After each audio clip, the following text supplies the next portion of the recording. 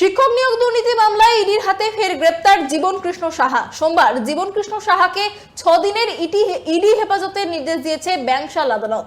ইডির অভিযোগ 46 লক্ষ টাকার অস্বচ্ছ আর্থিক লেনদেন হয়েছে জীবন কৃষ্ণ সাহার 8টি ব্যাংক অ্যাকাউন্ট থেকে। অন্যদিকে জীবন কৃষ্ণ সাহার আইনজীবীর দাবি, তদন্তে সম্পূর্ণ সহযোগিতা করেছেন জীবন কৃষ্ণ সাহা। নবম দশম নিয়োগ দুর্নীতি মামলায় আবারও ইডি হেফাজতে জীবন কৃষ্ণ সাহা, বড়োয়ার বিধায়ক, তৃণমূল বিধায়ক জীবন কৃষ্ণ সাহা। এর আগে তাকে 2023-এ সিবিআই গ্রেপ্তার করে এবং দীর্ঘদিন জেলে থাকার পর তাকে আবারও ইডি গ্রেপ্তার করে। যেমনটা জানা যাচ্ছে যে আজ তাকে নগর দায়রা আদালতে তোলা হয় এবং সেখানে বিচারক 6 দিনের ইডি হেফাজতের নির্দেশ দিয়েছে। এবং যেমনটা জীবন কৃষ্ণ সাহা যখন আদালতে ঢোকার মুহূর্তে যেমনটা তিনি জানিয়েছেন যে ষড়যন্ত্র করা হচ্ছে এবং বিজেপির তরফ থেকে ষড়যন্ত্র করা হচ্ছে, এমনটাই তিনি কিন্তু জানিয়েছেন। এবং তার বিরুদ্ধে যে অভিযোগ 46 লক্ষ টাকা আর অভিযোগ রয়েছে, তছরূপের অভিযোগ, এই গোটা ঘটনাকে কেন্দ্র করে পুরো বিষয়টি অস্বীকার করছেন জীবন কৃষ্ণ সাহা। এবং ইডির আইনজীবী যেমনটা জানাচ্ছেন যে সহযোগিতা না করার জন্য, অর্থাৎ অসহযোগিতার কারণের জন্য তাকে আবারও গ্রেপ্তার করা হয়েছে এবং আজ তাকে আদালতে তোলা হয়।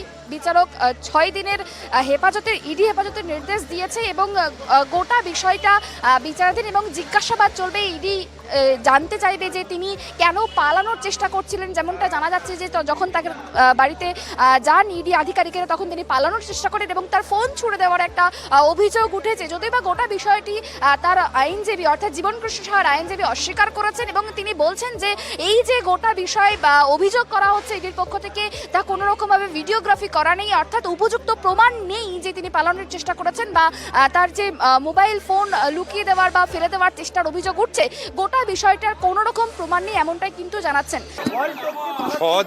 6 দিনের রিমান্ড পেয়েছি 30 তারিখ অবধি। 30 তারিখ ওনার প্রোডাকশন হবে।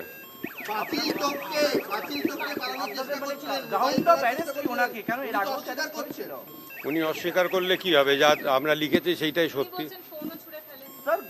উনি বলতে পারেন, আমার ওইখানে কিছু বলার নেই। উনি আমাদের সঙ্গে কোঅপারেট করছিলেন না, আর আমাদের রিজনস টু বিলিভ ছিল ওনাকে অ্যারেস্ট করা, এই জন্য করা হয়েছে। Thank you very much. তো আমরা এখানে দেখেছি যে আসামি জীবন সাহা বহুবার ইডি অফিসে গেছে।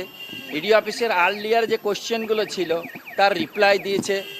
একটা মানুষকে আজ 2 বছর পরে বা 1.5 বছর পরে যখন সে প্রাপের তার রিপ্লাইগুলো পেয়ে গেছে, তাকে ফার্দার কোনো নোটিশ না করে, তাকে ফার্দার কোনো না ডেকে, তার কোনো এক্সপ্লেনেশন না চেয়ে আজকে অ্যারেস্ট করার কারণটা কি? কোথায় লক্ষ টাকা গেছে? 46 লক্ষ টাকার আমরা ট্রানজাকশনের প্রপার এক্সপ্লেনেশন দিয়েছি। Let them produce the recording, যে পাঁচিল টপকিয়ে পালিয়ে যাচ্ছিল, এখন ভিডিওগ্রাফিং করতে হবে। তো ভিডিওগ্রাফিটা নিয়ে আসুক, কোর্টে আনুক, তাহলে বোঝা যাবে, দেখা যাবে কি হবে। মোবাইল প্যানেল করে বাবা পুরোটাই ভিডিওগ্রাফিতে থাকবে যে মোবাইলটা ফেলেছি কি ফেলিনি। হ্যাঁ, গতবারেও ফেলেছি। তাহলে তোমরা you are trying to selling the old wine in new bottle. So this is the story has been incorporated by you people.